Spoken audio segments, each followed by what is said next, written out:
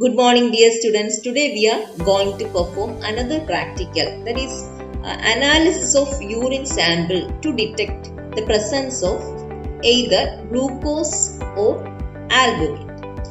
For performing this practical, we need to do two levels of test. Which are those two levels? A preliminary test and a confirmatory test. These two levels of test will be there for both glucose and albumin. First, we can just go and understand the test for glucose and what is its preliminary test and what is its confirmatory test. The preliminary test for glucose is called Benedict test, and we need to understand what is Benedict solution. It is a mixture of sodium citrate, copper sulfate, pentahydrate and sodium carbonate. Let's keep this in your mind. Then what is the confirmatory test for glucose? It is Felling's test. Felling's test. Okay, Felling's test means that test require two solutions. Which are those solutions? Felling solution 1 and Felling solution 2. How they differ? Felling solution 1, it is a somewhat slightly blue in color, and the other one, Felling solution 2, is a colorless solution. Okay, the Felling solution 1 is a aqueous blue solution of copper sulfate, and Felling solution 2, it is also aqueous, but it is colorless solution of sodium potassium tartrate. Okay, these points only for your understanding. Okay, next I am showing you a table. Okay, while performing the preliminary test or the confirmatory test for glucose, the end result is red. So, by keeping that point in mind, we can very easily understand whether the sample contains glucose or albumin. The end point you got is a red color, then it means that the sample contains glucose itself. And there is a gradation in that color based upon the amount of sugar present in that sample. If there is no sugar in that sample, that solution remains in blue color, and if there is 0.5% to 1% sugar, then the solution will change from blue to green. If that solution contains 1% to 2% sugar, then from green it can intends more to an yellow, orange yellow color, and if the solution contains 2% and higher concentration of sugar, then that inference or the end result will become a brick red color. Such a gradation we can observe while doing the test for glucose. It is also an additional information for you to understand. Okay. Next, test for albumin. For albumin's test also there is a preliminary test and a confirmatory test. Preliminary test means it is by urine test, and for that test we need 40% NaOH and 1% copper sulfate. And confirmatory test, its name is Halley's nitric acid test, and for that we need only concentrated nitric acid. Okay, let's start the experiment. We are provided with some samples, and we need to perform first the test for glucose. We know that for testing either glucose or albumin, we need to perform two levels of test, that is preliminary test and confirmatory test. And here also we are going to do the first test, preliminary test, and for glucose it is Benedict test. What is the procedure? To a little amount of sample taken in a test tube, we need to add a few amount of Benedict reagent and to boil it over a spirit lamp. That is the procedure. And what we will observe, first we can see a blue color, and then it gradually changed to yellow, then orange, and finally becoming red. And what is the reason for the appearance of that red color? Is because the cupric or copper ions that is present in Fehling solution or Benedict solution is reduced to cuprous oxide.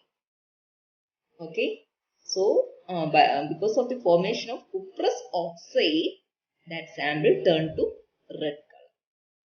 And what will be our inference that time if we get a red color?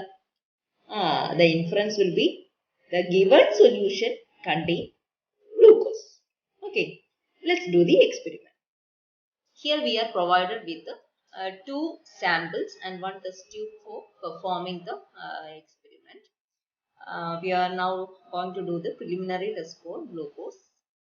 For that, we need a Benedict reagent. I will show you that.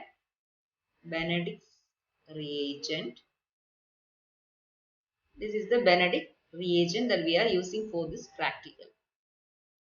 Okay. Then next I took a small amount of sample in the test tube, and to this I am adding the Benedict solution. A small amount of Benedict solution and boiling it over the spirit lamp by keeping it over the spirit lamp. And while boiling, we need to be very careful to keep its mouth away from our face. Otherwise, that boiling liquid may spill to our face. So we should be very careful. Okay, we need to boil, still continuing shaking, and now we can see that change in color. That color is changing. Now it almost become a brick red color. You can see that change now. Okay, brick red color we got now. Okay, now we got a red color here. If suppose we didn't got a red color, then what it means? It means that that given sample didn't contain glucose. Okay, in that situation, you need to write as the result. In what way? A given sample do not contain glucose. Specifically, you need to write this in your answer sheet during the exam, because there is separate mark for writing the result. When you write in this way, if you didn't get a red color as inference, then only you need to write here that given sample do not contain glucose. And in this situation, you don't need to proceed to the confirmatory test of glucose. Instead of that, what you need to do? You need to proceed to the preliminary test for albumin, because we already understood that there is no glucose. Okay, but according to our today's experiment, as we got red color, then we need to proceed to its confirmatory test. That is Fehling's test. Fehling's test is the confirmatory test for glucose. What is the procedure? To a little amount of sample taken in the test tube, we need to add equal amount of Fehling solution 1 and 2, mix it and then boil. What is the observation? A red color is obtained, and that red color, we know that it is because of the formation of cuprous oxide, and the presence of glucose is confirmed. That's important. Presence of glucose is confirmed. Okay, let's do the experiment.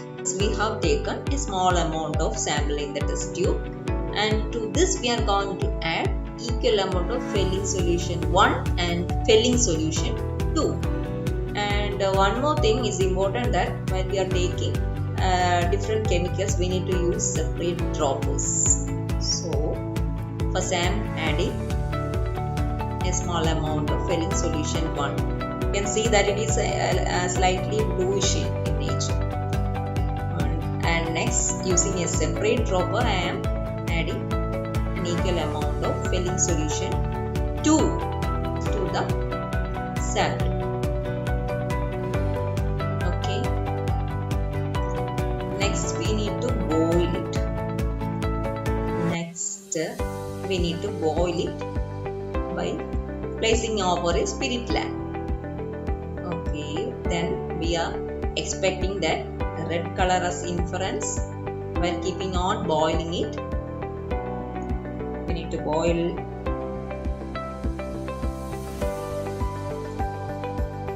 Okay, it's slowly going to change the color. Yes, we got the red color. As we got that red color here also, we can confirm it, and again we need to specify the result as the given sample contain glucose. Okay, I hope it is very clear to you. Then we can go and do the test for albumin. For testing albumin also, we know that preliminary test is there and confirmatory test is there. Preliminary test for albumin is biuret test. Okay, what is the procedure? To a little amount of sample, we need to add a few amount of 40% NaOH and 1% copper sulfate. What will be the observation? A purple color we can observe. Why that purple color? Because of the presence of peptide bond. That's why a purple color is forming there. And the inference will be the given solution contain albumin. Okay, let's do the experiment. Again, I have taken a small amount of sample in the test tube, and to this I am going to add first 40% sodium hydroxide. 40% sodium hydroxide.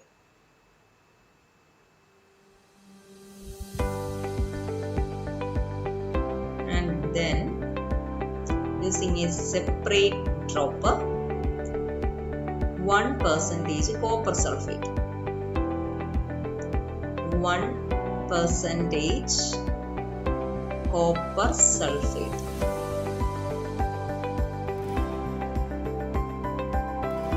Okay, we got that purple color, our inference.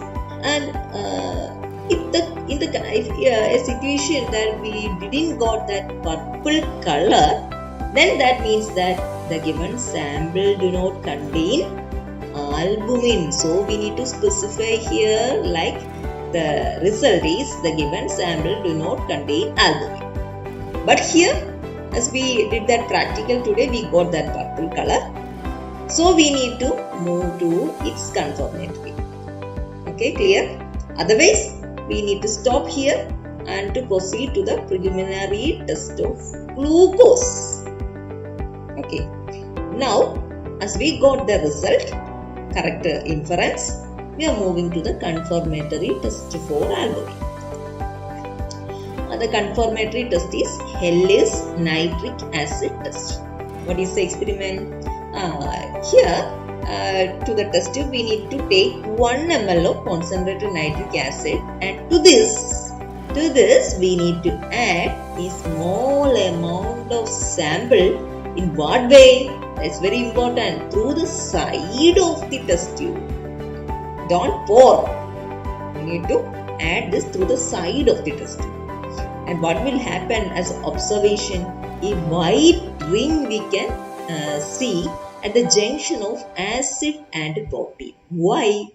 Because as we add sample to an acid solution, that sample, if it contains protein, its pH got changed, and because of that change in pH, the protein is precipitating in the form of ring at the junction. That's why we got a ring there, and the inference will be presence of albumin is confirmed. Okay, let's do the experiment. For this, to a clean test tube, first I am going to take 1 ml of concentrated nitric acid. You should be very careful, don't spill it over your hands or fingers because it may cause burns. So, I am adding approximately 1 ml of concentrated nitric acid to a clean test tube, and to this I am going to pour the sample in what way? Through the sides without too much shaking. That's very, very, very important. If we shake, that ring will not form at the junction of acid and protein. So very carefully we have to add that sample. Okay, we can see that ring here is formed here. As we perform the confirmatory test and we got the inference, then we can specify that the result is the given sample contain albumin. Okay, I hope that the experiment is very much clear to you, and with this we finish today's practical. Thank you. I'm an icon, man. My girl about a 10. I should fuck her in a Benz.